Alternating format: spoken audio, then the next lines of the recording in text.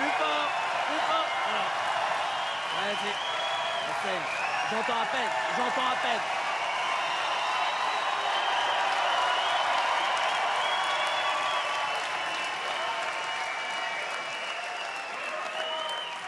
Ouais, je le sens pas ce soir, je le sens pas.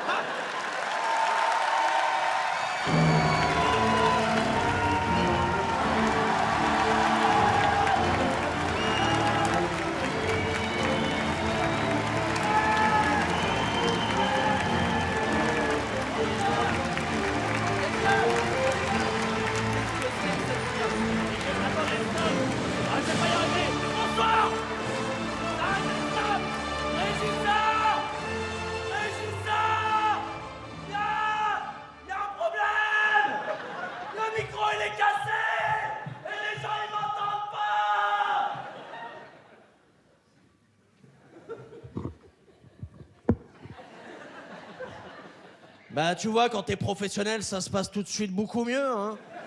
Fais un effort, toi aussi. Je te jure, tu morphines comme ça, je t'envoie bosser avec les chevaliers du fiel. Tu m'énerves en ce moment. Alors, bonsoir, alors excusez-moi, avant de commencer le spectacle. Ah, c'est bien, vous êtes vifs ce soir. Ça fait plaisir. Allez. Excusez-moi, avant de commencer le spectacle, je dois vérifier deux petites choses qui sont toujours un petit peu gênantes pour nous les humoristes. Tout d'abord, est-ce que tout le monde a bien éteint son téléphone portable? Oui. Ouais. Ok, super. Ensuite, est-ce que Gad Elmaleh est dans la salle?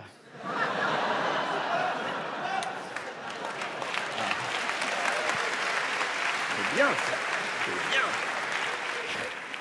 Non, c'est bon, on peut y aller? Ok, on y va. Ambiance, spectacle. Vous allez bien, Lille?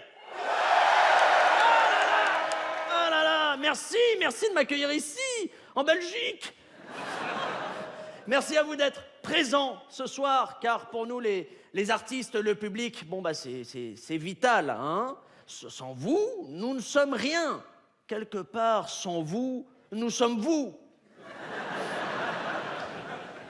On va rire ce soir. Et donc, je suis infiniment heureux d'être devant vous ce soir. Et j'aime tellement ce métier que je vais vous dire, quand ce gros crâne chauve de Jean Castex a annoncé qu'on pouvait retourner dans les théâtres après le confinement, moi, j'ai vécu ce jour, le jour de la réouverture des théâtres, comme ma grand-mère avait vécu la libération de Paris en 1944. Hein? Ah, moi, ce jour-là, je suis descendu dans la rue, j'ai tondu une femme et j'ai sucé un GI. Pour la joie de vivre. Parce que c'était une libération pour moi, et puis pour tout le pays. Parce que pour nous, Français, c'est pas ça la vie. C'est pas les restrictions, le pass vaccinal. C'est pas de vivre dans la peur permanente d'un virus. Non, c'est de vivre dans la peur permanente des musulmans. Si. Et c'est pour ça que si tout ceci devait recommencer, si ça devait reconfiner, je crois que j'aurais pas la force d'affronter ça à nouveau. Ah, si ça reconfine, vous me revoyez plus. Je me barre à l'étranger. Je me barre à Lille. Ah si, désolé, mais pour nous, Lille, c'est l'étranger. Hein. Bah, quand dans ta langue, il n'y a plus aucune consonne. Et que les habitants ont tous des visages d'orques du Seigneur des Anneaux.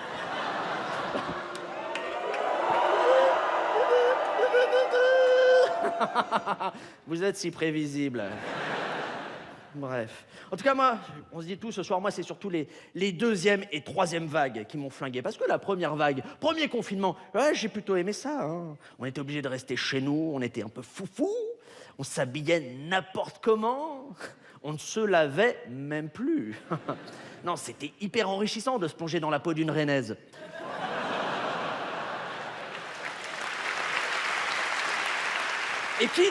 Et quitte à voir le bon côté des choses, moi, je trouve que ça nous a permis d'évoluer. En tout cas, moi, ça m'a permis d'évoluer. Je vois, depuis le premier confinement, je prends plus le temps. Comparé à avant, où j'étais tout le temps speed, maintenant, je me dis, Pablo, comment est-ce que tu peux aborder chaque instant de ta journée comme un employé de la Poste? Et ça change tout. Ça change tout. Après, j'ai bien conscience que certains l'ont plus mal vécu que d'autres, le confinement, les confinements. Mais il faut savoir relativiser et arrêter de se plaindre. Hein, c'est comme ces étudiants qu'on entendait chouiner à longueur de temps parce qu'ils étaient obligés de rester confinés dans leur petite chambre de bonne du Crous, là. C'est bon, à d'autres, à d'autres. Ah, ouais, ouais. Et quand on peut supporter d'écouter en entier un album de K-pop, on peut tout supporter. Mais bon, là, on rentre dans un truc que j'aime pas, on rentre dans de la polémique. Et je veux pas de polémique sur un sujet aussi grave ce soir. Même s'il y aurait énormément de choses à dire sur tout un tas de points. Comme par exemple le fait que le virus a été créé par un laboratoire pharmaceutique. C'est certain. J'ai aucune preuve, mais c'est certain. Ouais. De toute façon, moi, je me suis toujours méfié de Big Pharma. D'ailleurs, dans médicaments, il y a ment. Le mensonge. Et puis il y a Mehdi aussi, un prénom arabe. Sans doute pas un hasard. Sans doute pas un hasard. Ah. Mais l'heure n'est pas à la polémique, mes petites loutres.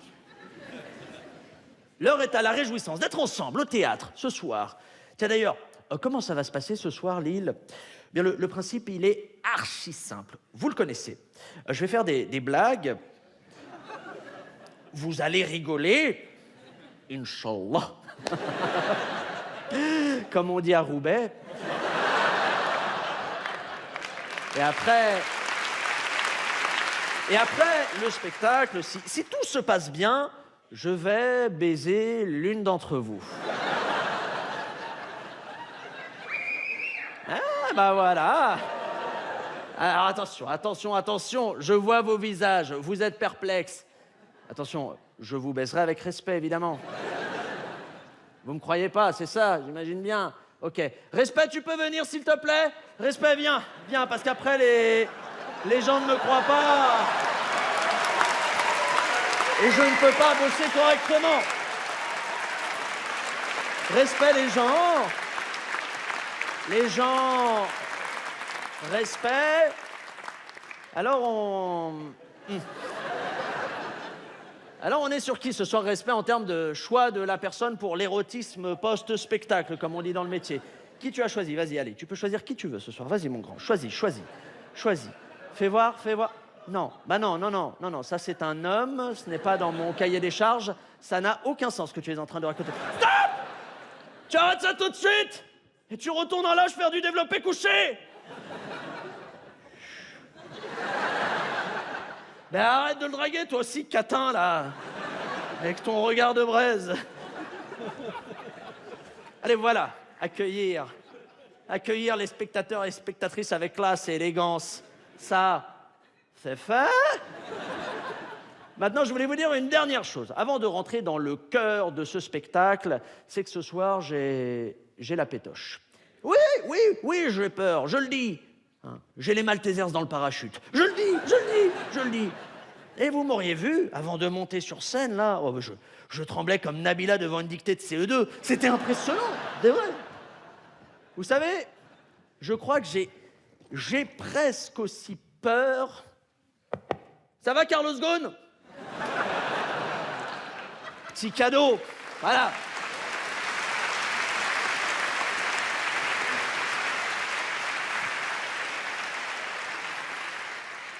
J'ai presque aussi peur que ce matin d'avril 98, en 4e B, où j'ai fait ma déclaration d'amour à Julie Florent. Alors, petite parenthèse, hein, elle ne s'appelle pas vraiment Julie Florent. Hein, j'ai bien sûr souhaité préserver son identité pour ce spectacle, puisque dans la réalité, elle s'appelle Julia Fleury. Et donc, bref, j'étais tétanisé à l'idée de déclarer ma flamme à Julie Florent, mais j'ai pris mon courage à deux mains. Je suis allé la voir, je lui ai dit « Écoute, Julie, je sais que je suis peut-être pas le plus beau, ni le plus intelligent. » Et là, elle m'a arrêté tout de suite. Elle a posé son index sur mes lèvres et elle m'a dit « Pas faux ». Et elle est partie. Oui, c'est mon premier vrai grand chagrin d'amour, oui. Mais bon, après tout, comme le dit si bien le cinéaste Roman Polanski, une de perdue, 10 à redroguer. Voilà.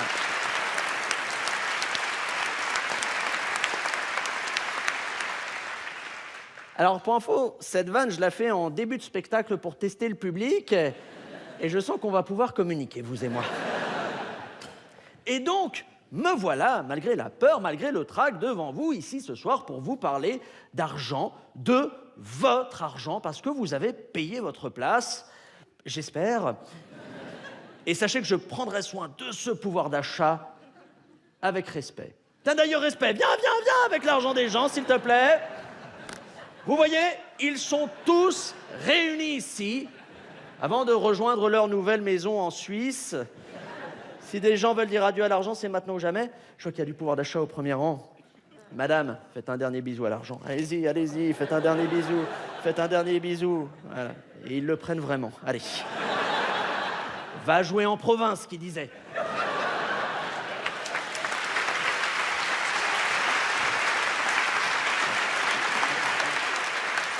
Ouais. Bon, allez, referme ça, respect, s'il te plaît. Parce que la dame, ça va, elle le vit bien, mais là, je vois des larmes par là. Pas de larmes. C'est aussi ça, les euros. Hein. Il faut savoir les laisser grandir et puis évoluer en Porsche Cayenne que j'achèterai avec votre argent quand on y pense. Putain, la vache! Yeah! Tu arrêtes ça tout de suite et tu retournes en l'âge manger de l'huile. Tu me fais honte. Et en même temps, tu m'excites terriblement. Donc je vous disais, je prendrai soin de votre argent avec respect, mais surtout, je prendrai soin de votre argent avec amour. Oui, avec amour, parce que l'amour de l'argent est en danger dans notre pays. Ah, c'est devenu mal vu d'être riche. Et je suis bien placé pour le savoir, hein. Et vas-y que nous, les riches, on nous accuse d'être à l'origine de tous les malheurs du monde. On nous reproche de ne pas partager assez nos richesses. Et alors, comble du comble, on voudrait instaurer des limites à notre fortune. Non mais on va où, là, hein? On ne peut pas interdire aux riches d'être super riches alors qu'on autorise les pauvres à être super pauvres. Ça n'a pas de sens. Eh ben ouais. Réfléchissez un petit peu. Il faudra peut-être arrêter aussi, excusez-moi, avec ce vieux principe-là de vouloir prendre aux riches pour donner aux pauvres. Parce que je rappelle quand même un peu d'histoire que c'est ce principe même qui a provoqué la plus grande tragédie de ces dernières années. La comédie musicale Robin des Bois avec M. Pokora. Plus jamais ça, les amis. Plus jamais ça. Plus jamais. Parce qu'en plus, bon, vous pouvez peut-être pas savoir ce que c'est que d'être pété de thunes. Mais mais c'est génial d'être pété de thunes. C'est génial. Il n'y a pas sensation plus agréable, par exemple, que de faire ses courses sans regarder à la dépense. Je vois, il y a 2 jours, je suis allé faire un petit peu de shopping avec Mamour. Mais c'était génial. On a commencé par Zara, pas la peine de compter. Hop, direct, dans le panier. Tellement on a les moyens. Après, on est allé chez Desigual. Pas la peine de compter. Hop, direct, on s'est cassé. Tellement c'est moche. Ça n'a pas de sens d'acheter ce genre de choses. Quand on a des yeux. Quoi qu'il arrive, je vais vous dire, ce genre de choses, il faut en profiter. Parce que ça ne va pas durer. Hein. Avec tout ce que nous prennent les impôts, ça devient de plus en plus dur de boucler ces fins de décennie. Hein. Elle est bien belle, la justice fiscale de ce pays. Quand je pense, quand même, qu'il y en a qui sont exonérés d'impôts parce qu'ils sont trop pauvres. Ah, ils s'en sortent bien quand même, ceux qui s'en sortent pas. Arrêtez, c'est sérieux, Arrêtez, c'est sérieux ce sujet-là. Moi aussi, j'aimerais être exonéré d'impôts, hein, moi aussi. Sauf que moi, les impôts, c'est combien qu'ils me prennent chaque année, hein. Je vais vous le dire, il n'y a aucun tabou. Taisez-vous! Ils me prennent 25%. Mais 25%, mais moi, je suis quoi pour toucher 25% de moins que ce que je devrais, hein, une vache à lait. Ou pire, une femme. Ça me dégoûte.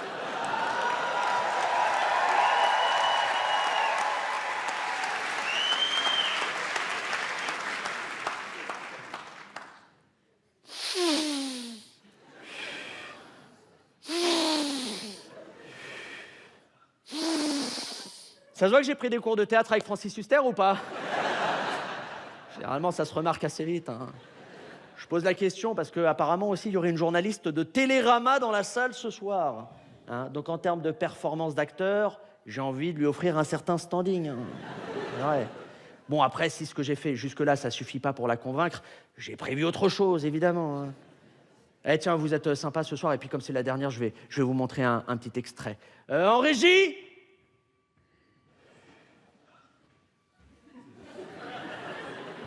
Qu'est-ce qu'il me veut? Quoi encore? Noir.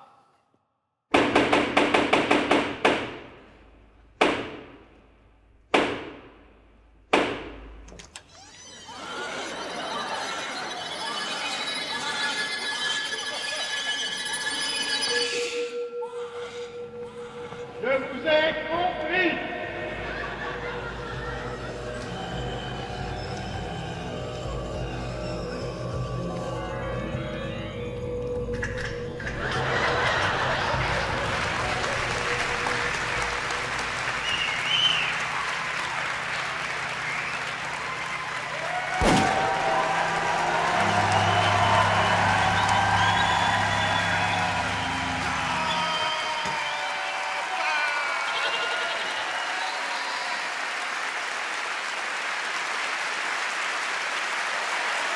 Noir.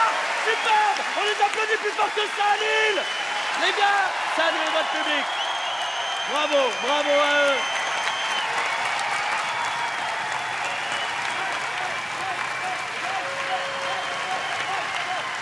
Allez-y.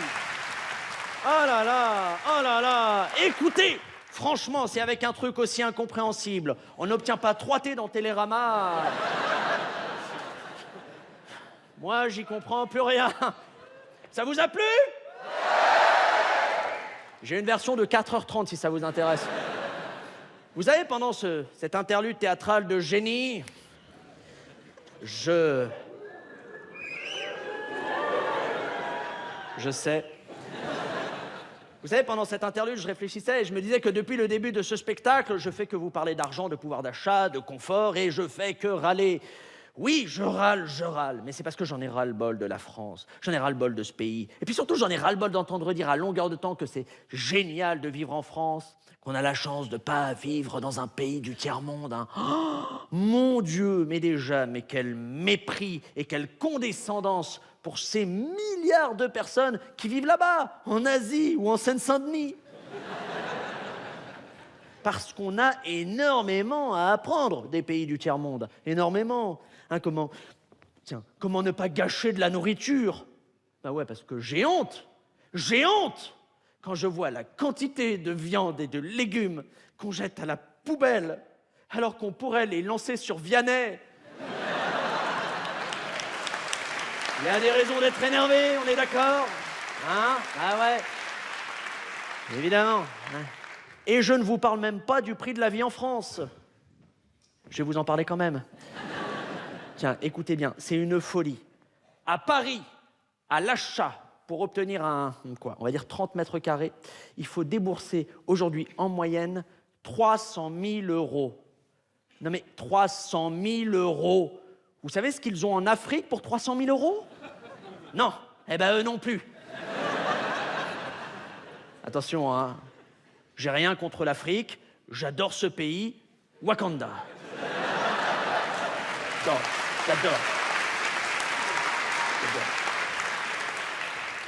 J'adore l'Afrique, hein. Là-bas, au moins, ils sont peinards. Hein. Ils n'ont pas tous les problèmes à la con, hein, qu'on a ici en France. Comme par exemple, le tri sélectif. On ne s'en sort plus avec les ordures. Il faut mettre les déchets organiques dans la poubelle bleue, les déchets plastiques dans la poubelle jaune, les livres de Guillaume Musso dans la cheminée. On ne s'en sort plus avec les ordures. Tu sais, Lille, plus je te parle, et plus je me rends compte que tout est pourri en France. Tout est pourri, et je dirais en vrai par-dessus tout, la mise en scène de ce spectacle qui est pourri surtout. Les gars, je vous ai dit quoi pour les entrées et sorties des accessoires sur le plateau? Efficacité, furtivité. Hein, profitez visuellement, il y a une petite proposition quand même ce soir.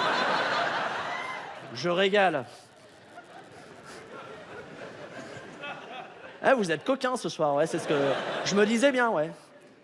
Non, mais plus sérieusement, tout est pourri en France. Et par-dessus tout, notre système de santé. Hein, parce que tout le monde dit que malgré ses failles, il ferait partie des meilleurs systèmes de santé au monde. En attendant, nous aussi, on sait très bien ce que c'est que d'attendre 6 mois pour obtenir une simple consultation chez le généraliste. Hein.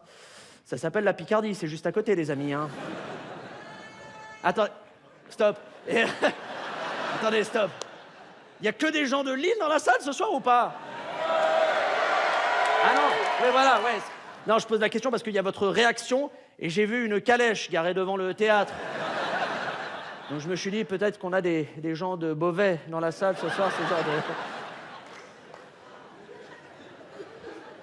Pour info, celle-ci, je ne la ferai jamais à Beauvais. C'est l'école de la lâcheté ici. Puis j'ai pas envie d'y aller, voilà. Qui a envie? En tout cas, je vous le dis, entre notre système de santé, le prix de la vie en France, et puis des détails, mais qui comptent au quotidien du genre le tri sélectif, je vous le dis, hein, tous les Africains, ils sont bien mieux chez eux. Hein. Il ferait mieux de rester chez eux. Oui, je le dis, je le dis. Hein. La France n'a plus les moyens d'accueillir toute la misère du monde. La France n'est pas la mâchoire de Didier Deschamps.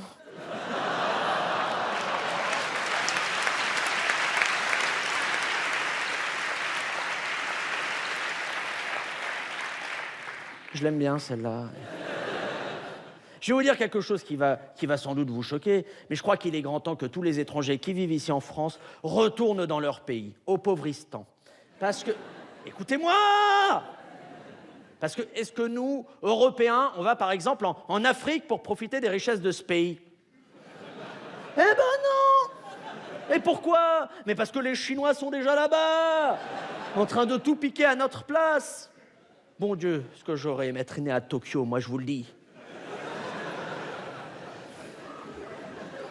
Non mais, attendez, vous êtes en faveur de l'accueil des migrants, vous? Dites-le moi. Hein. Alors attention, là je viens d'utiliser le mot migrant, mais on m'a expliqué qu'il fallait plutôt utiliser le mot réfugié. Et du coup, comme j'hésite entre les deux, j'ai finalement décidé d'utiliser le mot criminel. Et que... Écoutez-moi! Écoutez-moi! Et moi, ça me paraît insensé de vouloir tous les accueillir, ces migrants criminels. Alors, je vous connais, hein? Public un petit peu de gauche. Si. Public qui regarde l'émission Quotidien. Tu vois? Je sais ce que vous allez me dire.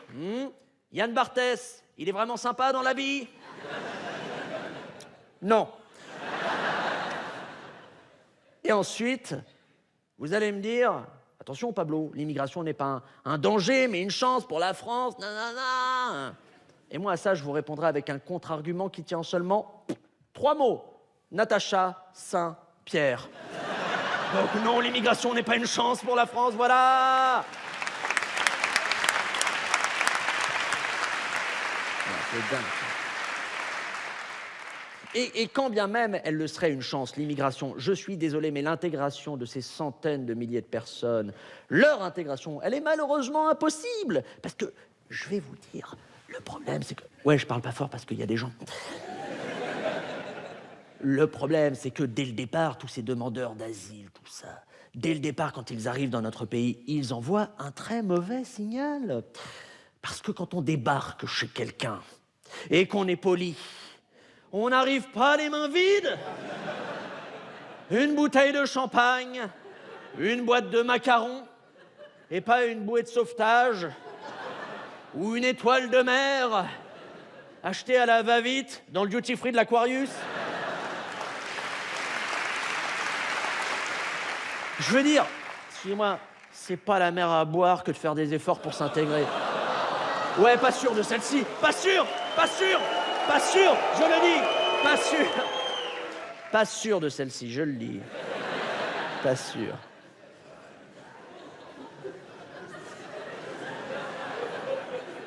Le spectacle est fini, hein. Et le pire, je vais vous dire, dans tout ça, c'est que... Oh, c'est bon, ça, dis donc, hein. C'est insolite, mais c'est bon, hein. Mais le pire, je vais vous dire, c'est que ce ne sont pas que des individus qui arrivent dans notre pays comme ça. Mais non, tous ces gens arrivent avec toute une culture qui est, il faut le dire, bien trop différente de la nôtre. Il se trouve que de leur côté, ces gens-là sont majoritairement de confession musulmane. D'une autre, on est majoritairement de confession normale. Et que... Écoutez-moi! Bon sang! Et c'est vrai, il faut le dire, à cause de l'immigration non contrôlée, l'islam est devenu un problème majeur en France.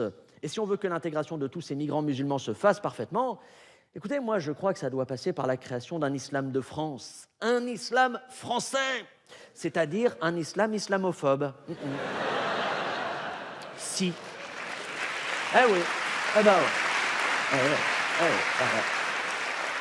Alors, j'imagine bien que certains d'entre vous êtes opposés à l'encadrement de l'islam en France. Il y en a même qui disent, et là ça va trop loin pour moi, qu'en France le problème c'est pas les musulmans ou les arabes, c'est le racisme. Ah, c'est peut-être vrai, oui. Mais le racisme, lui au moins, a parfaitement su s'intégrer à la République. Voilà. Prenez ça pour chez vous, réfléchissez. Réfléchissez. Ah, vous réfléchissez pas. Et si encore l'islam était le...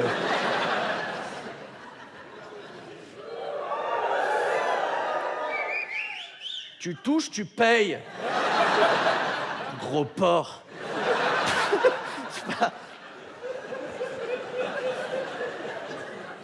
J'ai l'impression que vous êtes en train de juger mon anatomie ce soir. Ok. Non. Non, mais si l'islam était encore le seul problème provoqué par la venue de tous ces migrants... Mais parce que quand on voit les privilèges dont jouissent certains, on se dit que ça va créer des inégalités folles. Mais vis-à-vis des Français qui vivent déjà ici. Quelque part, c'est nous, les normaux, qu'on est discriminés. Attendez, est-ce que vous trouvez ça normal? Je pose la question, ne répondez pas. Est-ce que vous trouvez ça normal? Par exemple, qu'on ait moins accès que les Noirs ou les Arabes au délit de faciès. Mais ça, personne n'en parle. Personne n'en parle. Et certainement pas toutes les ONG. Écoutez-moi! Je peux pas bosser correctement avec vous ce soir. Je vous disais... Et tiens, petit cadeau client. Allez. Je fais du pilate, je partage. Belle carrière que j'ai. Belle carrière. Bon. Je vous parlais d'un truc important. Je vous parlais des ONG pro-migrants qui nous expliquent, écoutez bien, que ces migrants veulent simplement survivre. Eh ben voilà! Ils ne peuvent pas juste vivre. Non! Ces messieurs-dames veulent survivre. Ah là là là là là.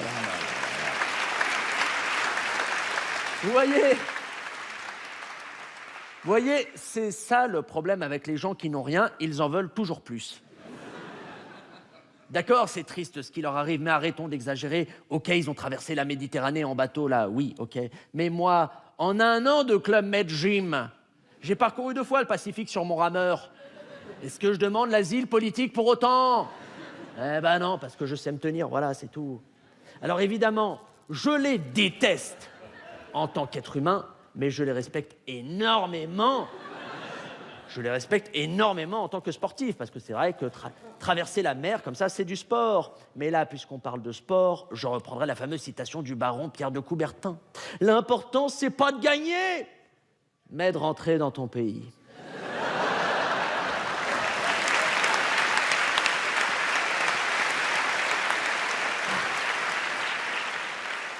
Donc moi, je vous dis très sincèrement, pour moi, les seuls immigrés qu'il faut absolument conserver ici en France aujourd'hui, en 2022, c'est ceux qui sont vraiment utiles pour notre pays.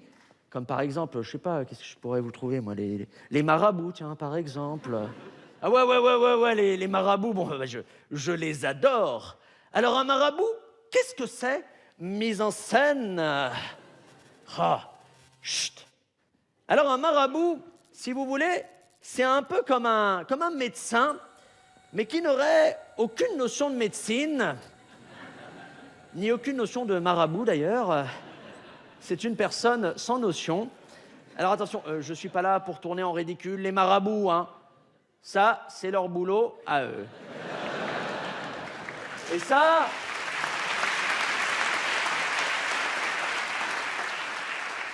Et ça, les amis, vous allez vous en rendre compte ce soir grâce à cet appareil que les personnes scolarisées dans les années 90 auront reconnu. D'accord. D'accord. Donc, vous venez d'applaudir à un rétroprojecteur, on est d'accord. On est à ce niveau-là. D'accord. Ah, il y a du courant. Rétroprojecteur pour info d'origine. C'est celui de Madame Bayeul, classe de SVT, qui va nous permettre ce soir de découvrir 2 annonces de marabout. Alors attention, les annonces de marabout, c'est mon péché mignon, mais je suis obligé de passer un avertissement. S'il y a des profs de français dans la salle ce soir, et je sais qu'il y en a, je vous sens. Merci de transférer tout objet tranchant, piquant à votre voisin ou à votre voisine, parce que vous allez avoir envie de vous crever les yeux. Alors, la première annonce qu'on va découvrir, c'est celle-ci. C'est celle du professeur Boubou Zoula, ou Boubou Soula. Je ne sais pas bien comment on prononce tous ces patronymes folkloriques. Hashtag racisme. Le professeur Boubou Soula qui nous dit tout d'abord, regardez, qu'il est diplômé en sciences du marabout, s'il vous plaît. Ben oui, mais les gens l'ignorent, mais le maraboutisme, c'est une science dure, c'est un doctorat, ça se fait à la Sorbonne, ça se fait en 2 heures. Et donc lui, en plus de ça, regardez bien, il a une licence en filtre d'amour, hein, qu'il a dû décrocher à la Kirikou Academy, quelque part par là. Et vous voyez, les filtres d'amour, là aussi, c'est un cursus bien précis. Licence, master, GHB.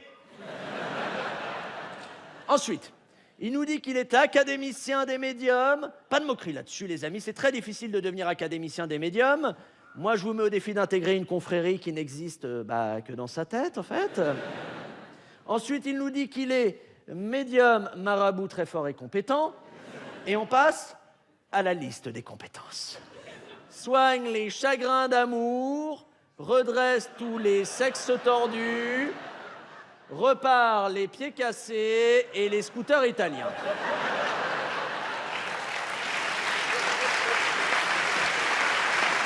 Ouais. Et alors ici, c'est pas une faute, les amis. Ici, il manque pas un accent à repart. C'est pas répare, c'est repart. C'est parce que c'est son truc à lui. Hein. Il prend les pieds cassés, les scooters italiens, et il repart avec. Donc là, normalement, à ce stade, vous devez vous demander comment la suite de l'annonce pourra être du même niveau.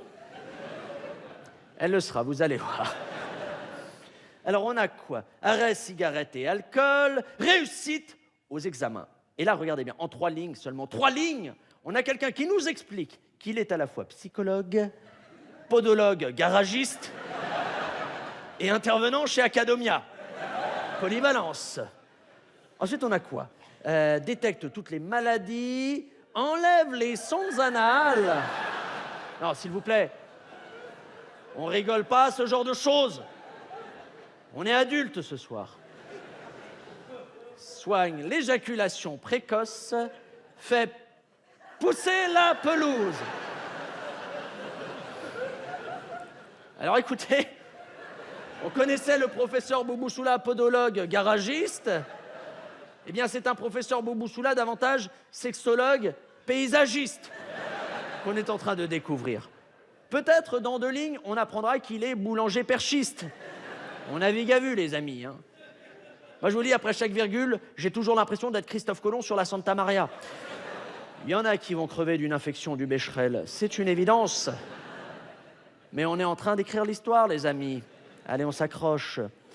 On a quoi? Favorise la chance, gain au loto garanti, soigne les diarrhées passagères de vos animaux de compagnie et réalise des coupes de cheveux à la mode tectonique.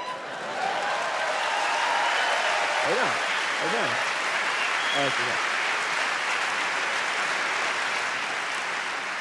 Alors ouais, d'accord, ok. La fin c'est bien, il y a une double compétence, sauf que diarrhée passagère, coupe de cheveux tectonique, ce qui revient exactement au même quand on dit ça. Au même. Donc là, les amis, en face de vous, ce soir, vous avez une annonce de marabout qui est, on va dire, lambda, qui est dans la moyenne. Alors, je sais ce que vous allez me dire. Hein, vous allez me dire, Pablo, déjà, tu es particulièrement beau ce soir. Et ensuite... Arrête. Et ensuite, vous allez me dire, Pablo, est-ce que c'est une vraie annonce de marabout? Il y a quand même énormément de fautes de français partout. Eh bien, oui, c'est une vraie annonce. Et puis, je peux vous dire qu'en termes de fautes de français, dans ma vie, j'ai quand même vu bien pire. Hein. Où ça? Eh bien, tout simplement dans la deuxième annonce de marabout qu'on va découvrir ce soir. La deuxième annonce, c'est celle de mon préféré, le docteur Yao Quadio Albert, mon chouchou à titre personnel, qui nous dit, regardez, tout d'abord qu'il est astrologue, donc spécialiste dans la science des astres, des étoiles. Ensuite, il nous dit qu'il est aromathérapeute, donc spécialiste dans la science des arômes, des senteurs. Et juste derrière, en effet, il nous dit qu'il est gynécologue.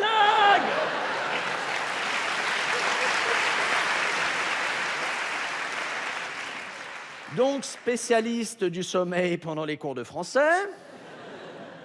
Ensuite, il nous explique qu'il serait, je mets un petit conditionnel, regardez, c'est ici, andrologue international. Alors, un andrologue, qu'est-ce que c'est pour les gens qui ne connaîtraient pas cette profession? C'est tout simplement quelqu'un qui est spécialisé dans les pathologies masculines. Alors, ça peut aller des petits problèmes d'érection aux convulsions devant les reines du shopping.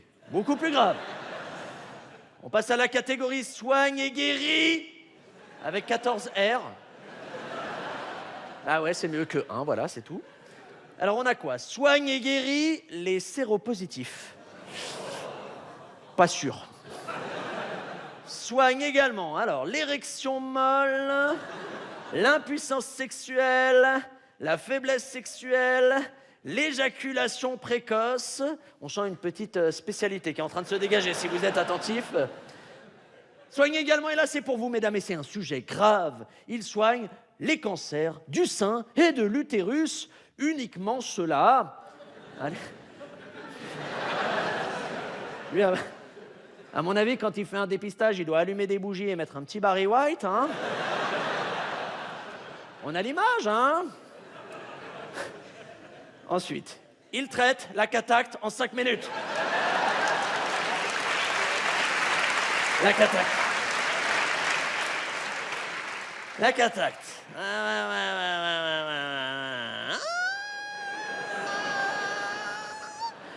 Alors écoutez, je ne sais pas s'il traite la cataracte en 5 minutes, mais une chose est sûre, c'est qu'il assassine la langue française en 2 secondes seulement. On passe à la catégorie réparateur. Qu'est-ce qu'il répare, le docteur Yao? Regardez bien. Il répare tout d'abord les cœurs brisés de couples divorcés, augmentation ou diminution du pénis, entre parenthèses, ou sexe chez les hommes.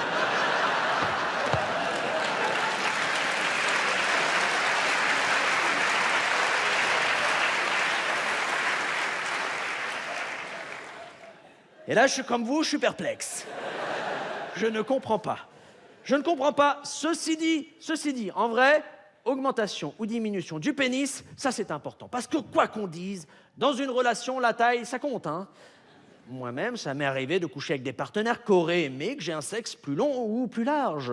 Et puis à l'inverse, ça m'est arrivé de coucher avec des partenaires qui étaient pour le coup tout à fait contentes de faire semblant d'être contentes. Allez, on y va. Allez, on a quoi? Sorcier au pluriel, paralysie des membres de la méningite. J'ai envie de dire pourquoi pas à ce stade-là. Alors on a quoi d'autre? La préparation spirituelle d'un terrain en construction. Why not pour les bilingues? Et fait des opérations chirurgicales de fibrome, de myome ou de kyste par télé. Plus loin. Bonne. Oh.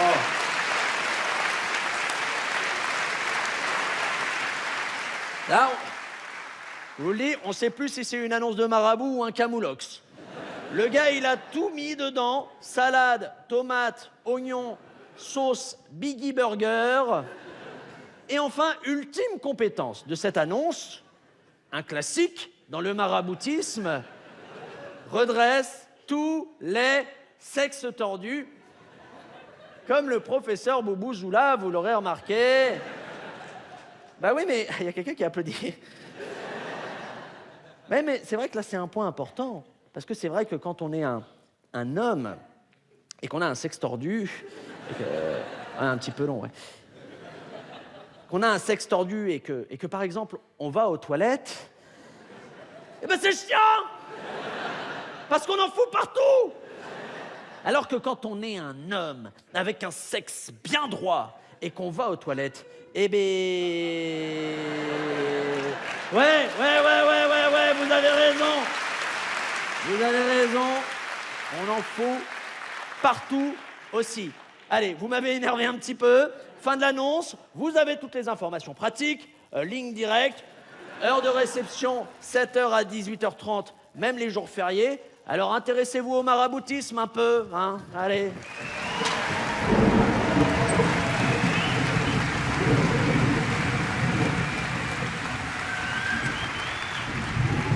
Ça va quand même? Ouais, ça va. Il fait pas chaud, t'as vu ce temps? Ah bah ouais. Oh, je t'ai pas dit. Hier, je suis allé voir un one-man show. Le gars n'avait même pas de transition entre les sketchs. Si, je te jure. Oh, attention, Corinne, une loutre! Allez, on va faire une petite parenthèse sur... Bah, écoutez, au prix des billets, je pouvais pas mettre des transitions partout, c'est comme ça. Allez, on va faire une petite parenthèse sur l'alcool, ou ce que les habitants des Côtes d'Armor appellent l'eau potable. Mais leur visage ne ment pas. Eh bien, écoutez, je me suis rendu compte sur le sujet que depuis une trentaine d'années environ, on nous emmerde, hein. Nous, Français, Françaises, on nous faisant culpabiliser de consommer de l'alcool.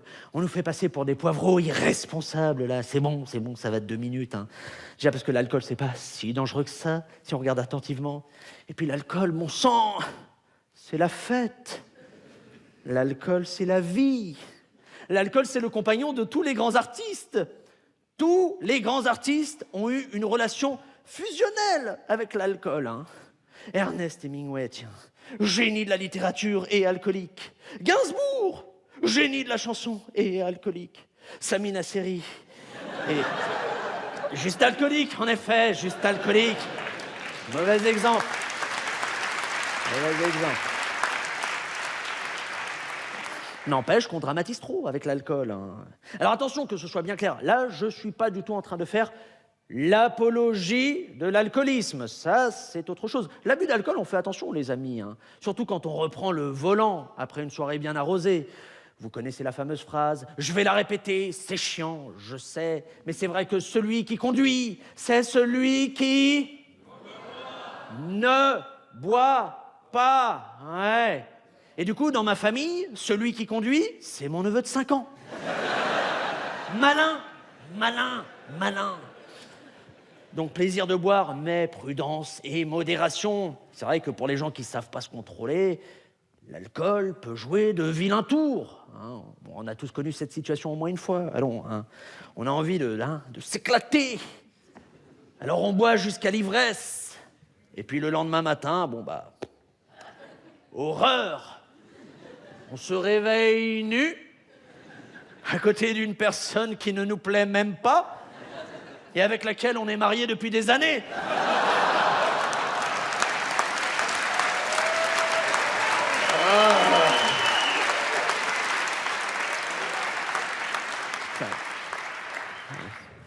Elle marche plus que d'habitude, celle-là, j'ai l'impression. Ah, donc on fait attention à l'abus d'alcool, on évite les alcools forts aussi, tequila, vodka, gin, tout ça, on évite. Par contre, on peut se lâcher un peu plus sur le vin, bien sûr, hein. Parce que le vin, c'est hyper bon pour la santé. Et puis le vin, bon sang, mais c'est le patrimoine français. Et c'est pas rien d'avoir des cirrhoses du foie classées à l'UNESCO. Boire, c'est mal. Je veux dire, moi, quand j'entends ça, je me dis qu'il ferait mieux de s'attaquer à des vrais problèmes de santé publique. Comme par exemple la cigarette, hein, qui pour le coup est un produit vraiment toxique. Les chiffres sont là. Je vais vous les donner. Écoutez, ils font froid dans le dos. La cigarette, on lui doit 75 000 décès par an. L'alcool, lui, on lui doit 400 000 naissances. Réfléchissez, réfléchissez, réfléchissez un petit peu ce soir.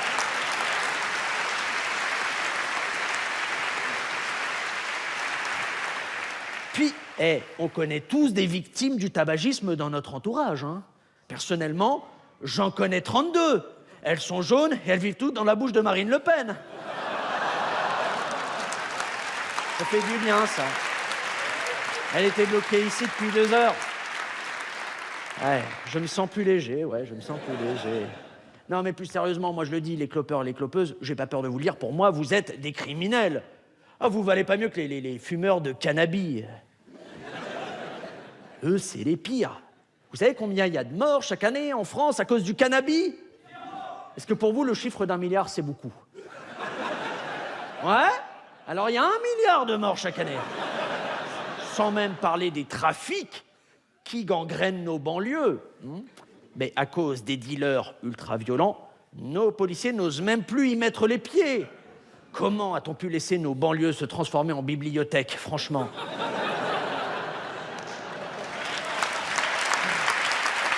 Alors, on se dit les choses ce soir. Je vois bien, à vos vêtements bas de gamme... Si, ça, c'est du respect. Je vois bien à vos vêtements bas de gamme qu'il y a pas mal de gens de gauche dans la salle ce soir. Autrement dit, des consommateurs de cannabis. Vous, je vais vous dire quelque chose. Je vais vous raconter une petite histoire. Alors, je vous le dis... Évidemment.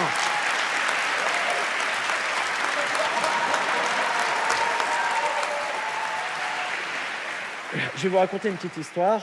Ça va pas être le moment drôle du spectacle, mais c'est pas grave, c'est important pour moi et c'est rapide. Vous savez, quand j'avais 20 ans, j'étais à la fac de Nanterre, et un soir, mes 3 meilleurs potes qui étaient avec moi à la fac, et qui étaient des fumeurs, et pas qu'un peu, hein, des très très gros fumeurs, ils voulaient aller à une soirée, sauf qu'ils voulaient y aller en voiture après avoir fumé.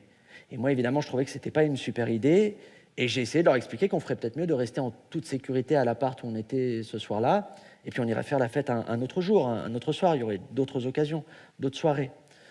Mais non, ils m'ont pas écouté. Ils ont préféré donc y aller en voiture après avoir fumé.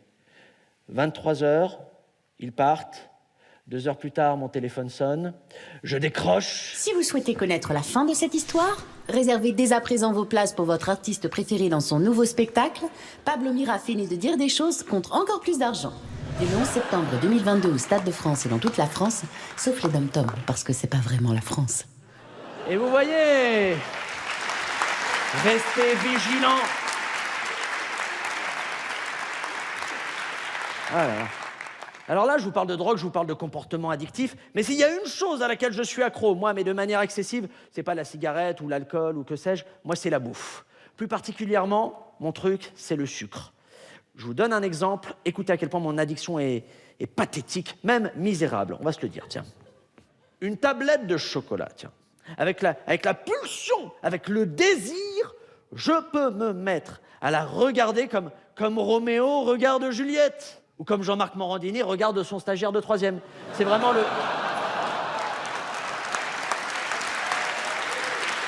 On vous parle. Ah là là. Alors pour essayer de contrebalancer ça, j'essaye de manger de manière plus équilibrée. Les courses déjà, hein, ça va vous paraître bobo parisien, j'imagine bien, mais les courses, moi je vous le dis aujourd'hui, c'est quoi? C'est Naturalia, Biocop, La Vie Claire et compagnie. Hein. Parce que moi je sais que là-bas leurs produits sont top. Dedans ils mettent jamais de gluten, jamais de pesticides, et puis surtout jamais de promo. Parce que c'est vrai que... Et 0,1%, mais parce que c'est vrai que les pesticides, ça en particulier, ça m'angoisse terriblement. Et pourquoi? Mais parce que ça peut créer quand même des anomalies génétiques sur les fœtus des femmes enceintes. Et moi, excusez-moi, mais j'ai pas envie que mes futurs gosses, ils ressemblent à des monstres ou à des agriculteurs. Je la ferai pas en Picardie non plus, celle-ci. Puis vous savez, aujourd'hui, quand même, ce qui est dingue, c'est qu'il y a quand même... Et vous le savez, des produits alimentaires tellement horribles que tu n'as même plus envie de savoir ce qu'il y a dedans. Hein. Le surimi. Ah, le surimi, c'est dégueulasse. Pour moi, le surimi, c'est la vieille pute des océans. Si. Ah si. Ah si. Moi, quand je suis en face d'un bâtonnet de surimi, je suis là. Chut. J'ai fait du mime. Toi et moi, on va passer du bon temps ensemble. C'est vrai, mais je veux rien savoir de toi. Mais je me fiche de connaître ton passé. Je me fiche de savoir que tu sois pas vraiment du crabe. Tout ce qui m'intéresse, ce soir, cette nuit, sur cette aire d'autoroute, c'est de savoir si tu pratiques la mayonnaise. Oh, ça va. C'est pour le bien de la mise en scène. Et puis, c'est une vanne qui respecte les gestes barrières. Hein, oh, c'est bon, hein, ça va. Eh, si vous vouliez de l'élégance, les amis, fallait aller à la Comédie Française, hein, c'est bon. Hein. Là-bas, ils jouaient avec des vêtements propres et des bâtonnets de surimi interprétés par Laurent Lafitte. Allez, c'est bon. Ah, ça va. Donc moi, vous l'aurez compris, en termes d'alimentation, c'est le bio. Le bio. Alors, je fais pas de prosélytisme auprès de vous ce soir. Hein. Chaque individu, en vrai, même chaque pays a sa propre approche de l'alimentation idéale pour rester en bonne santé. En France, il faut manger 5 fruits et légumes par jour. Au Soudan, faut manger. Chacun son délire nutritionnel, quoi, mais moi, c'est le bio. Le bio est le plus végétarien possible. J'essaye d'arrêter de manger de la viande, mais waouh, c'est ardos. Je sais pas s'il y a des végétariens, végétaliens, véganes dans la salle ce soir. Levez la main, les personnes pas normales. Levez la main. Ça, c'est un salut nazi, ça, là-bas. Attention, quand même. Ah bah, attention. Bon, bah vous voyez, vous sortez. Je ne veux plus de vous dans ma salle. Non, restez. Vous, je vous dis, et très sincèrement, il n'y a pas de blague, là. Je vous dis bravo. Je ne sais pas comment font les végétariens pour manger des légumes tous les jours. Ah, pour moi, ce serait comme coucher tous les jours avec quelqu'un qui te dégoûte physiquement. Ouais. Ou ce que mon père appelle ma mère. C'est vraiment le...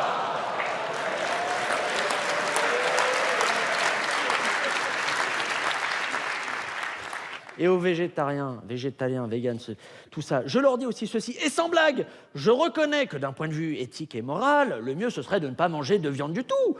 Je le reconnais, oui, et d'ailleurs, j'essaye, mais j'y arrive pas. J'ai zéro volonté. Je rentre dans un supermarché en me disant « Aujourd'hui, Pablo, tu n'achètes pas de viande, tu achètes végétarien. » Je repars avec un mouton vivant et un stage dans un centre d'équarrissage. Ah. Écoutez, je crois que le jour où ils feront une Batavia qui saigne, là oui, je deviendrai végétarien, mais en attendant, j'y arrive pas. Mon cerveau est trop faible. Il est trop faible, je le dis. Il suffit que je passe devant une rôtisserie pour avoir envie de poulet. Hein. Ou que j'oublie de me laver une fois pour avoir envie de crevettes. C'est dément. L'élégance à la française, madame. Et je vais vous dire, ça me fait chier de ne pas arriver à me contrôler, parce que derrière, j'ai quand même conscience qu'il y a des êtres vivants qui meurent et puis qui souffrent. Hein. Ce serait tellement plus facile pour moi, d'un point de vue moral, si on pouvait se faire, par exemple, des steaks de connards. Ben si, reconnaissez qu'il y a des tas d'êtres humains qui méritent largement plus d'être abattus et consommés que la plupart des animaux. D'ailleurs, proposition.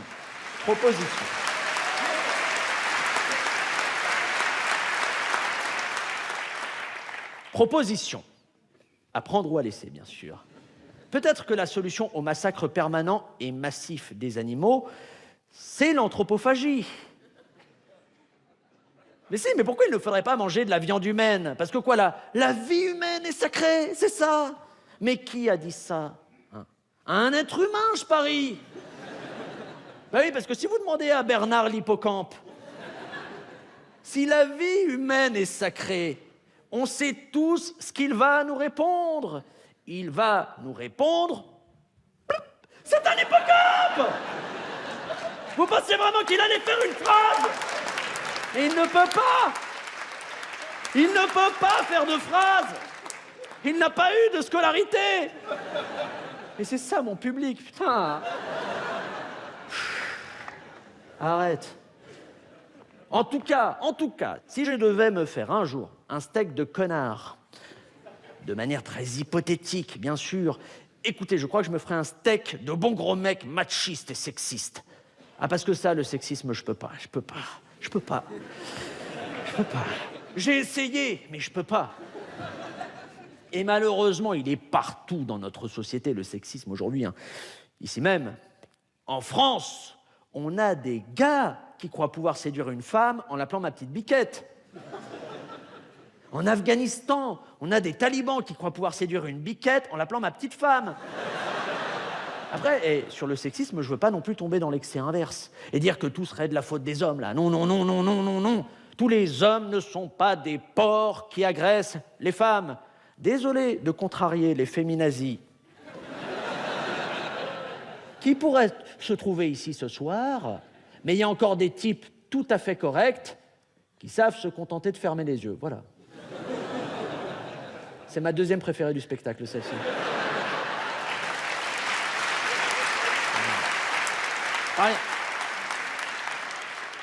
Il y a un truc aussi que j'entends sur le sujet du sexisme, mais qui me met hors de moi, c'est quand j'entends dire que nous, les hommes, on traiterait les femmes comme de vulgaires morceaux de viande, là. Non. Bah non, désolé, ça c'est un cliché. Parce que vous ne verrez jamais, et je dis bien jamais, un homme manquer de respect à sa côte de bœuf. Bah ouais. Donc je pense qu'il faut arrêter de raconter n'importe quoi. Il faut arrêter de tout confondre. Il faut arrêter de tout confondre. Déjà, il faut arrêter de confondre harcèlement sexuel et drague dans le débat public. Parce que le harcèlement, c'est quoi par définition? Je vous la donne, la définition du harcèlement, elle est archi simple. Le harcèlement, c'est quand l'homme insiste alors que la femme lui a dit non. La drague, c'est quand l'homme attend que la femme lui dise non pour commencer à la harceler. Nuance, les amis, nuance, bah ouais, nuance.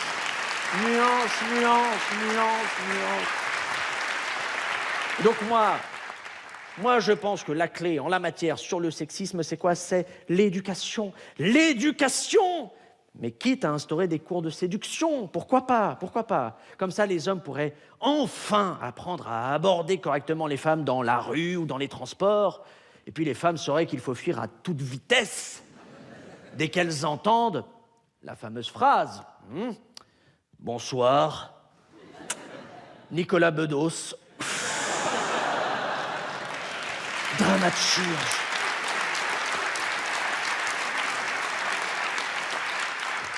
Mais non, au lieu de faire ça, au lieu d'œuvrer ensemble pour obtenir l'égalité entre les sexes, chacun se replie sur soi en mode guerre des sexes, alors qu'en réalité, la lutte contre le patriarcat, elle est finie depuis longtemps. Vous avez gagné, mesdames. Oui, vous avez gagné. Oui, vous avez gagné. Alors, d'accord, il reste encore 2-3 petites inégalités, mais rien de méchant. Je l'ai évoqué tout à l'heure, c'est vrai. Selon différentes études, à poste égal, une femme touche en moyenne 25% de moins qu'un homme.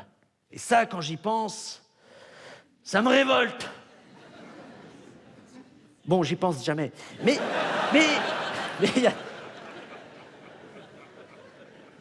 il y a des progrès dans tous les domaines.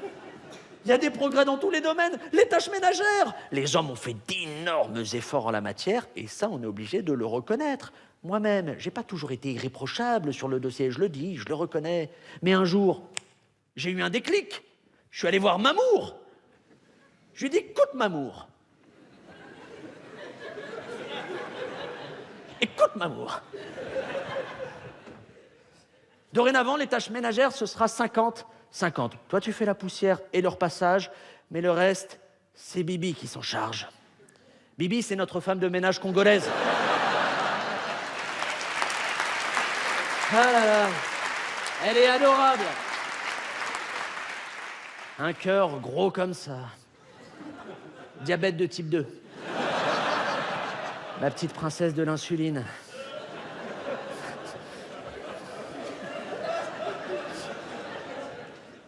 Pareil, je pense à ça, là, je vous en parle. Pareil, Pareil avec la double journée de travail qui serait soi-disant exclusivement réservée aux femmes. Ben non, non, non, désolé. Mais moi aussi, je me tape des doubles journées de travail, hein. Je fais ma journée jusqu'à 18h, normal. Et puis à 20h, eh ben j'enfile mon costume de critique gastronomique pour juger ce que Mamour ose appeler des lasagnes.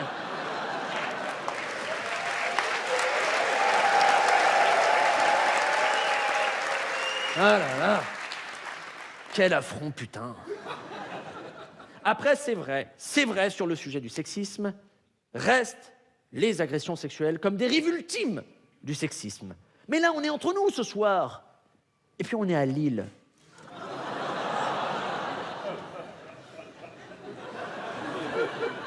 Je pose la question. Quelqu'un a mis une alarme ou pas? J'ai l'impression qu'il y a un scooter volé dans la salle.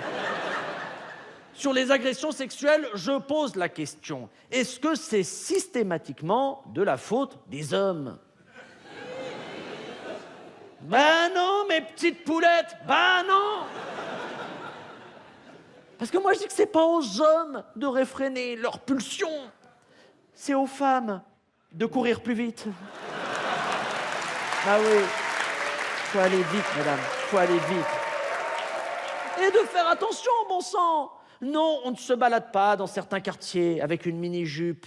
Non, on ne se balade pas en pleine ville avec un vagin. À quoi vous jouez avec vos chattes? Regarde, je te vois. Voilà. Je vois ces mesdames, je passe pour un gros sexiste, j'imagine, ce soir. Hein. De toute façon, je vais vous dire, aujourd'hui, quand on est un homme, quoi qu'on dise, quoi qu'on fasse, c'est pris pour du sexisme. Surtout quand on essaie modestement de vous séduire, mesdames. Hein. Alors c'est triste à mourir, je vous le dis. Mais aujourd'hui, les femmes sont persuadées qu'on chercherait juste à coucher avec elles, sans plus jamais donner de nouvelles une fois notre petite affaire terminée. Et là encore, je dis cliché. Tous les hommes ne sont pas comme ça. Moi-même, je n'ai jamais couché avec une femme. Il y a une suite à cette phrase, hein, évidemment. 36 ans.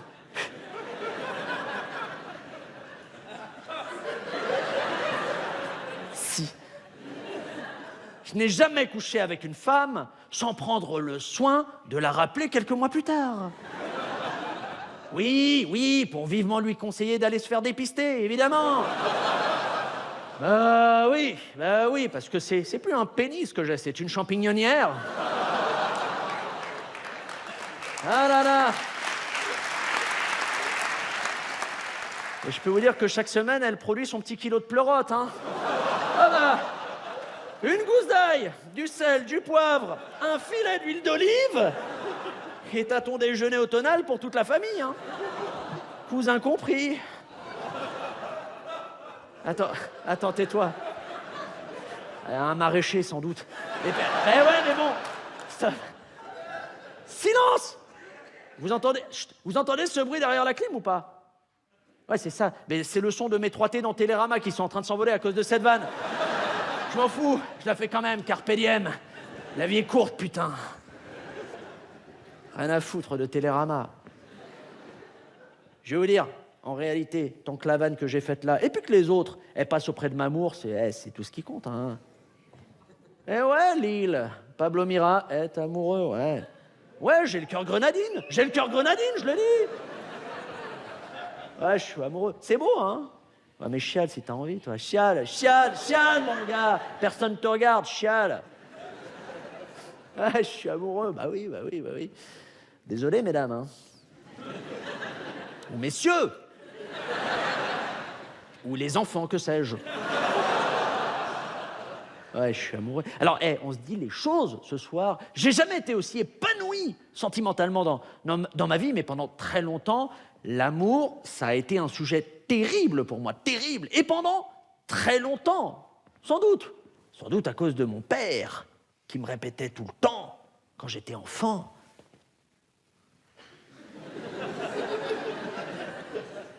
Fils, une femme, c'est comme une boîte de chocolat. Dégomme-la.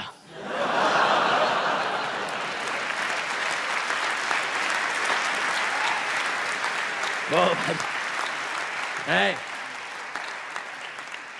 Bon, bah, du coup, j'ai pas connu énormément de vraies relations dans ma vie. Pour tout vous dire, c'est un chiffre compris entre 3 et le nombre de téléspectateurs qui regardent la chaîne France 4. Exact, j'ai connu que 2 vraies relations dans ma vie. Mais ce que je peux vous dire, c'est qu'il n'y en aura pas d'autres, parce que celle-ci, c'est la bonne.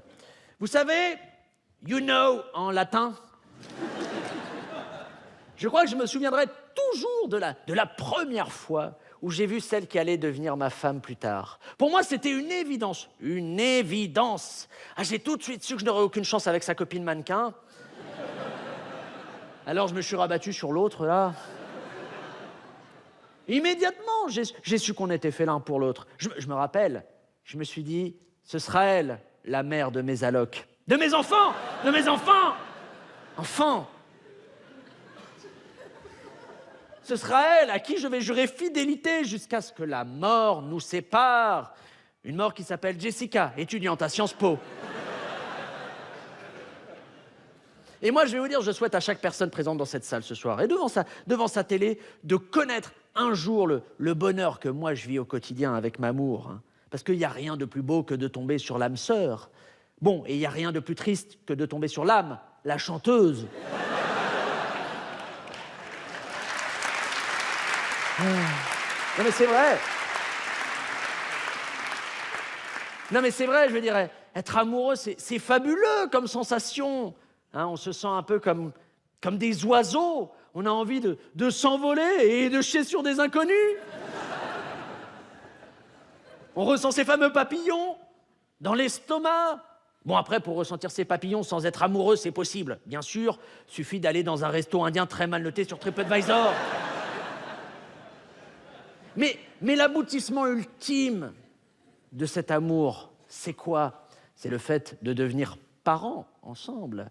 Ouais, mais ça, c'est magique quand même. L'enfant, c'est le fruit de l'amour. Le fruit ou le légume, s'il y a eu des complications à la naissance, bien sûr. Laissez-moi fuir votre regard l'espace d'un instant. Je sens que vous me jugez, allez-y, jugez-moi, jugez-moi. C'est bon?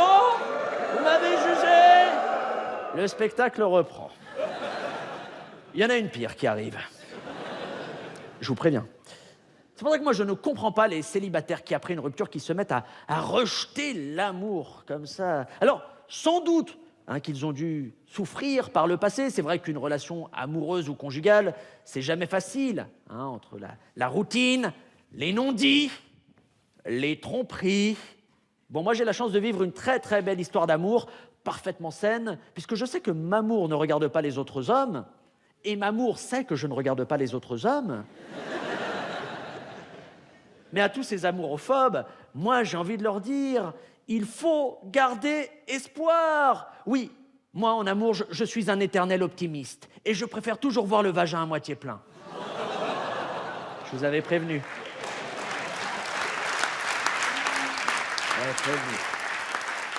Et alors, je vais vous dire, si par chance, comme pour moi, ça marche et que vous rencontrez le véritable amour, alors un seul conseil, il ne faut pas le lâcher. Sauf bien sûr si c'est la police qui vous l'ordonne. Mais si vous ne deviez retenir qu'une seule chose ce soir sur le sujet, c'est que l'amour est à la portée de tout le monde. On peut tous et toutes être heureux en amour, à condition de ne jamais perdre de vue qu'une relation amoureuse ou conjugale, elle a besoin que d'une seule chose pour fonctionner. Elle a besoin d'un ciment. Et ce ciment, c'est quoi? C'est la confiance. A-R-G-E-N-T. Confiance, eh oui. Allez, je vais voir le chrono. Ça fait combien de temps que c'est commencé cette connerie? Il reste tout ça à faire. Moi, j'ai plus d'énergie, moi, mon gars. Et mets des vêtements un petit peu. Je suis fatigué, moi, en ce moment, je suis clacasse. C'est la vieillesse. Ça commence, 36 ans, l'âge du Christ. Tiens, toi, allez.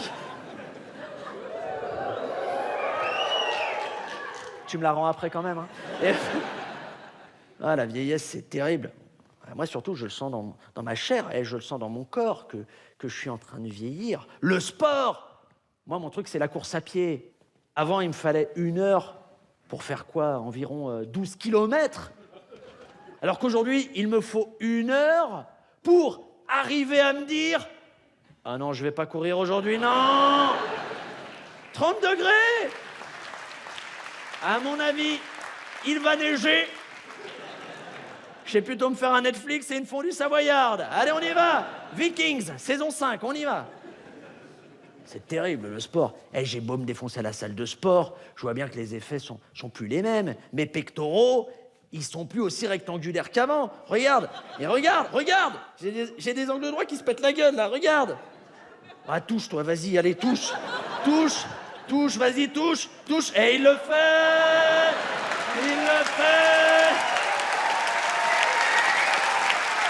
Ah ouais.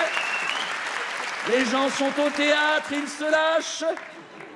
Et il le fait avec un sourire croquant gourmand. Ah la vache. Mes pectoraux, je sais pas si t'as vu, mais ils sont en train de fondre. Comme mes abdos d'ailleurs.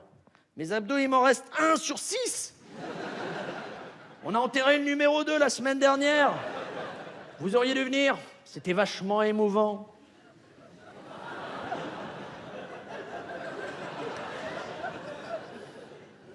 Mes bien chers frères, mes bien chères sœurs, pas de boogie-woogie avant de... Ah non, c'est pas la bonne, pardon.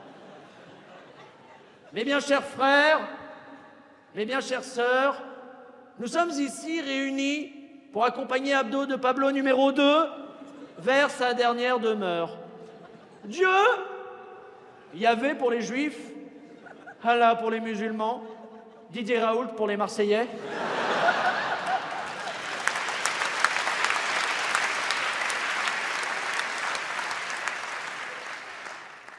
Dieu a rappelé à lui le petit Abdo, tragiquement enseveli sous 300 grammes de dinosaurus, soit 2 paquets engloutis en moins de 10 minutes.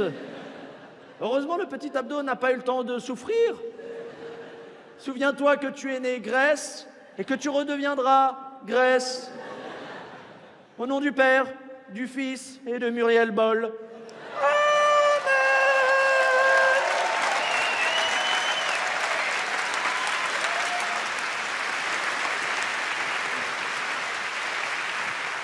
Même ce genre de scénette, ça me fatigue aujourd'hui, je suis vieux. Alors, si je veux vraiment être honnête, authentique et sincère avec vous sur ce sujet-là, sujet de la vieillesse, écoutez, je crois que si j'ai de plus en plus peur de vieillir, c'est que j'ai de plus en plus peur de la mort, que je commence à voir arriver au loin, comme ça. Et ça, je m'en rends compte parce que je me pose des questions que je ne me posais pas avant. Des questions un peu débiles, très franchement. Des questions comme quelle trace je laisserai dans l'histoire? Est-ce qu'on se souviendra de moi comme étant l'un des comiques préférés des Français? Stop. J'ai entendu. Vous avez rigolé. Trop ambitieuse comme question, c'est ça? Bon alors attendez. La question, est-ce qu'on se souviendra de moi? Trop ambitieuse aussi comme question pour... Bon alors la question, est-ce que... Non?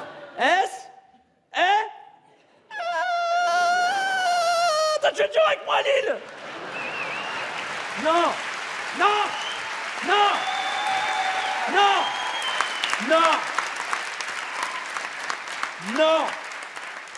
Je me sens pas soutenu par mon public, moi, ce soir.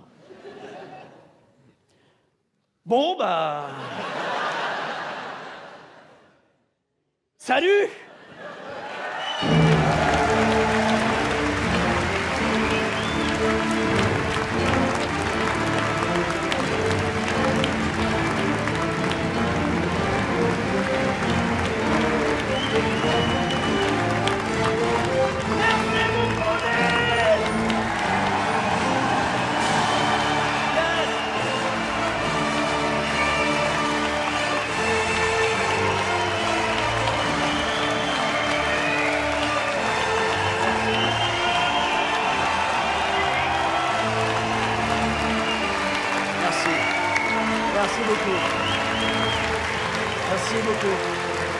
Merci beaucoup les gens. Merci beaucoup. Merci à vous. Merci à vous. Merci beaucoup. Merci beaucoup.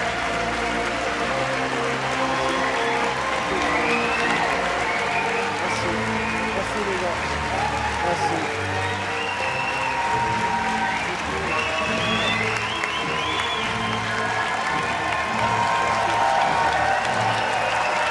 Merci beaucoup. Merci. Merci beaucoup. Merci beaucoup. Merci beaucoup. Merci infiniment. Écoutez-moi! Juste un petit mot et puis je vous laisse filer. N'oubliez pas que c'est le bouche à oreille qui permet à un artiste de continuer à vivre. Donc parlez-en autour de vous. N'hésitez pas à flyer pour le spectacle. Laissez un commentaire sur Internet. Tiens, tu distribues ça et tu arrêtes les pubs d'Amar. Allez, distribue ça, mon gars. Oh là là, vous m'avez tué. Merci.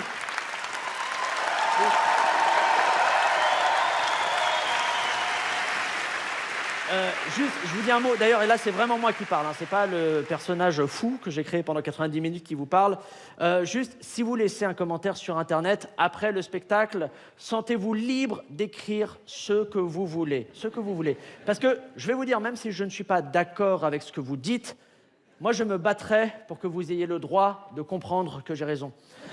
Parce qu'en plus, vous savez... Enfin, non, vous savez pas, mais je vais vous l'apprendre. Dans ma famille, on a toujours donné ouvertement, librement son avis. Et ça a commencé très tôt avec mon grand-père, pendant l'occupation. Attendez. Mon grand-père qui n'a pas hésité une seule seconde à dire droit dans les yeux à un officier nazi. Arf, à mon avis, c'est pas normal cette odeur de strudel qui provient du parquet. Allez, Anne Frank, lâche ton journal et sors de là. Bon, pas sûr.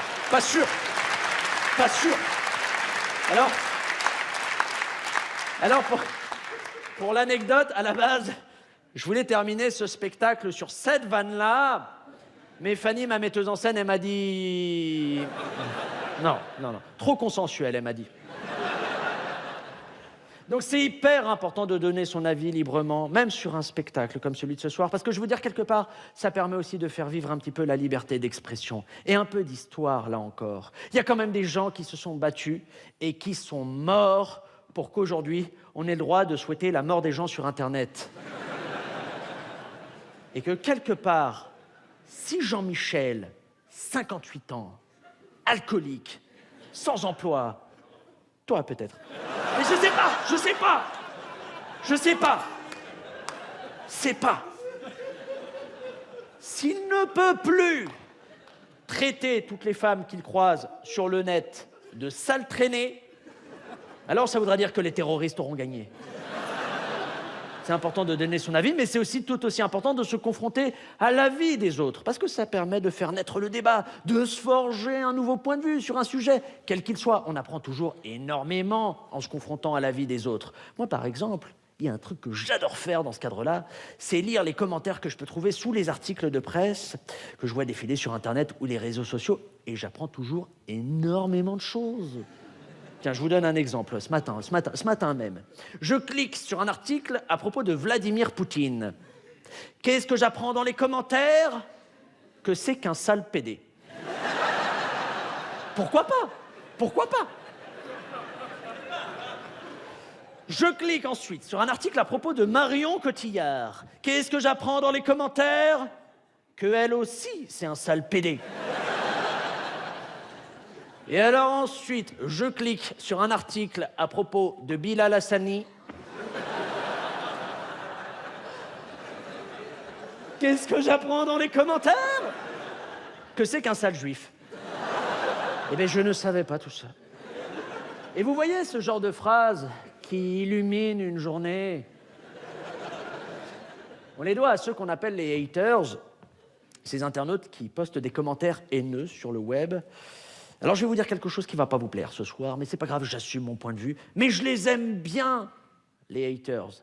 Je vais même tout dire, j'ai même de la tendresse pour eux. Alors, c'est vrai qu'ils écrivent des choses horribles, les haters. D'ailleurs, ce sont souvent des hommes, je tenais à le préciser ce soir. Mais moi, je pense qu'il ne faut pas les détester. Parce que je reste persuadé que derrière cette haine, il y a un cœur qui bat. Bon, il bat sa femme, mais il bat au moins quelque chose. C'est le principal.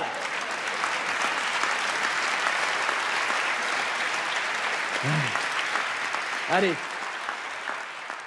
Allez, pour toi, celle-ci, Tex. Petit ange parti trop tard. Oh.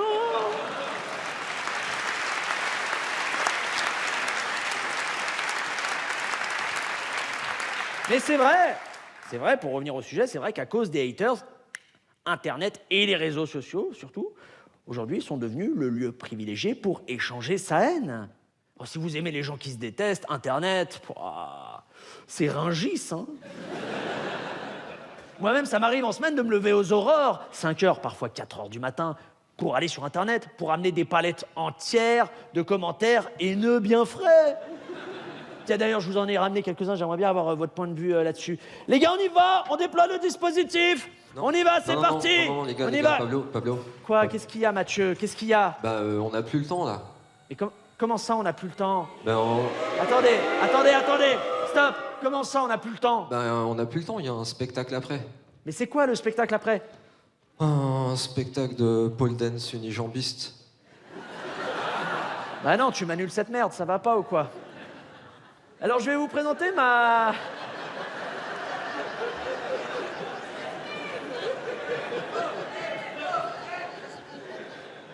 C'est une belle relation qui est en train de naître entre vous deux, hein?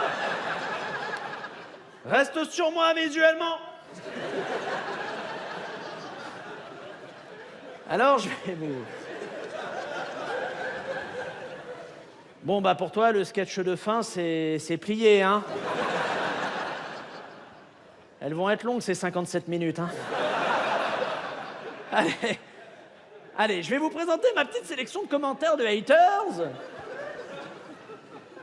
Alors, le sujet qui a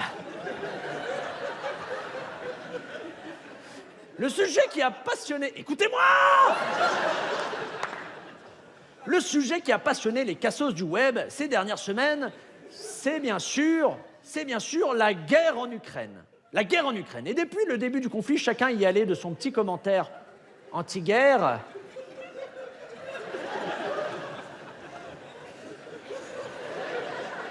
Tu vas voir, ça passe en année de chien.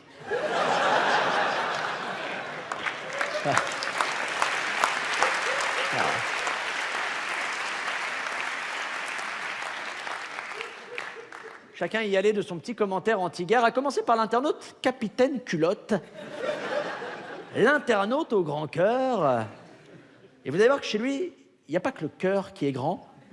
On y va, c'est parti, Capitaine Culotte. Allez les Russes, soyez sympas, c'est pas cool. Énorme couille ici, venez en DM les filles. Capitaine Culotte, visiblement membre honoraire du fameux cercle des poètes qui aurait dû avoir disparu. Alors, depuis le début de la guerre, le conflit a provoqué le départ de millions d'Ukrainiens de leur pays, mais aussi le départ de millions de neurones du cerveau de l'internaute suivant. Voici un exemple, vous allez voir, c'est terrible, terrible, terrible. PTDR, ils veulent faire les miskines, les Ukrainiens. On dirait les Roms qui montent leurs moignons pour nous faire avoir pitié d'eux. Allez-vous battus, bande de racistes. Allez-vous battus. Donc s'il